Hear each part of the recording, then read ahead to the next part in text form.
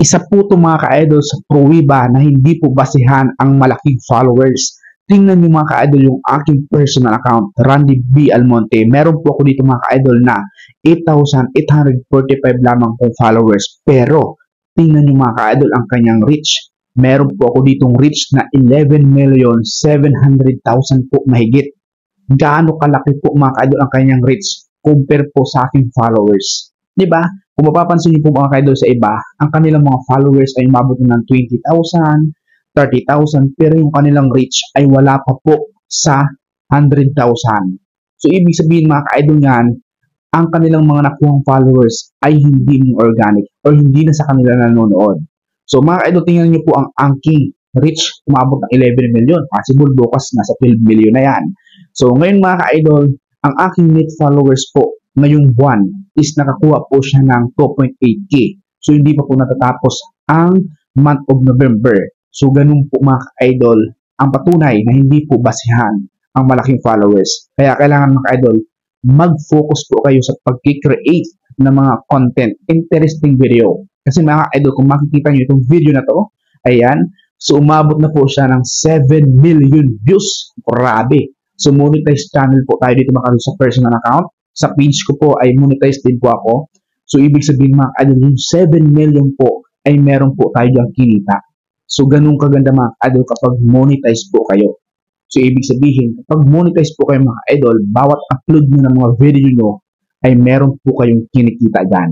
So, ang kagandahan niya mga ka-idol, kapag monetize ka at merong nag-viral na video, mga ka-idol, syempre, ang kakibat niyan ay malaki-laki rin yung iyong makukuhang sweldo. So mga ka-idol, kailangan yung galingan, kailangan yung mag-create, mapataas nyo ang inyong engagement. Ang aking engagement po mga ka-idol, kung makita nyo, ay meron po tayong 530.3k.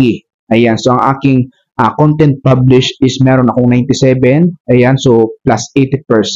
So, patuloy pa rin po siyang tumataas kasi plus siya. Kapag nakita nyo dyan ay negative, so ibig sabihin bumaba po siya mga ka-idol.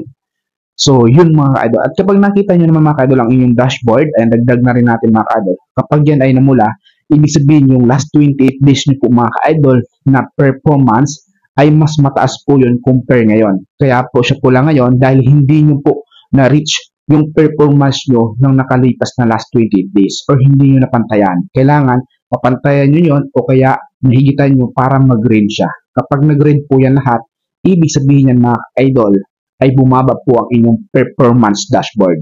Okay? So, kung makikita nyo naman po mga ka-idol is performance, ayan. So, followers, yan 8,845. Last 28 days, ibig sabihin mga ka-idol, ayan. So, last 28 days mga ka-idol is nakikita natin yung performance noon. Kaya mas makikita po natin na puro green po yan. So, mga ka-idol, ganun lamang po ang inyong basihan. Huwag na huwag po kayong mag-base sa followers. Mas mag-focus po kayo mga ka-idol sa mga content. Kasi naniwala kayo mga ka-idol na kapag maganda yung mga in-upload ng mga content ay sigurado yung followers na hinahanap-hanap nyo, hinahangad-hangad nyo ay kusa po yan mga ka-idol na makukuha. Yes, totoo po yan mga ka-idol. Kasi dito mga ka-idol sa followers ko ngayon mga ka-idol yung sa aking Facebook page, noon po ay talaga namang kalakasan ko at ito po ay nakuha ko po siya hindi sa pakikipag-F2F. Ito po ay kusang dumami. So yes, normal po talaga na hindi lahat ng followers makakapanood sa iyo kasi meron po na mga trabaho, nagtatrabaho sila at syempre yung iba po, hindi natin alam kung sila ba ay nag-deactivate na ng kanilang mga account, nahina na sa pag-vlog, talagang tumigil na. So, advice ko lang is kailangan mo maging consistent sa pag-create ng content kung gusto mo na maging successful vlogger ka. And syempre, huwag na huwag mong kakalimutan si Lord. So yun lang, maraming salamat po sa inyong lahat. Naway meron kayong natutunan sa video ito. At kung meron kang natutunan, i-share mo ang video ito na sa ganon, meron ding natutunan ang mga followers mo, friends mo.